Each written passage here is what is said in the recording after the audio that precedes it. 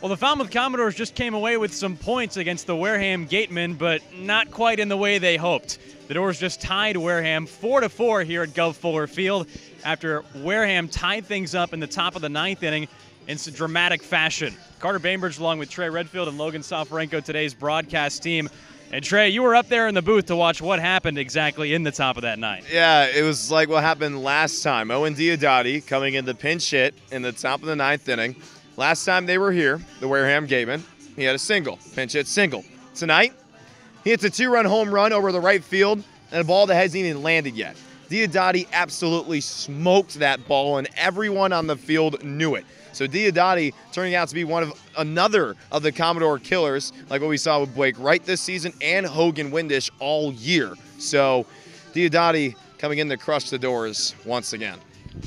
And Wareham, a team that has hit very, very well against the Dores so far this summer, doing it again with some damage in the late innings. But, Logan, let's not forget, we don't want this tomorrow a very, very solid outing from right-hander Jerron Watts-Brown. Oh, he was absolutely feeling it tonight. Season high in strikeouts, went 5 innings, would have qualified for the victory. But something I pointed out on the broadcast, he only walked one batter. And then throughout the rest of the game, Falmouth pitchers walked a combined 6 batters and hit 2 as well, including injuring one of the right fielders for the Wareham Gatemen. So hopefully he's doing okay. But the Falmouth Commodores got a big game coming up against the Cotuit Kettleers tomorrow. But right now, we saw some nice long ball hitting. The gentleman behind me, Alex Mooney, he had a fine day at the plate as well, had some 2 base hits, but big tilt tomorrow. So the Dores unable to close things out today. Trey still tied for 4th in the Western Division with Wareham, who do get a point as well with this tie. That just makes things that much more important tomorrow when the Dores travel to Lowell Park. Yeah, the Commodores need to do some highway robbery yet again. We saw it earlier in the week at McKeon Park, where the Dores stole a win against the Hyannis Harbor Hawks. They have to do it again.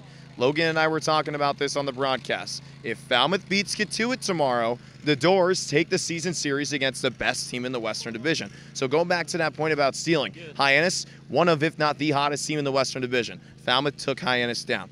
Now it's the best team in the West with the most amount of points. Falmouth has to do it again like what we saw on July 4th. Steal a win and dominate it. That's the only way they're going to find their way into the playoffs, the Falmouth Commodores.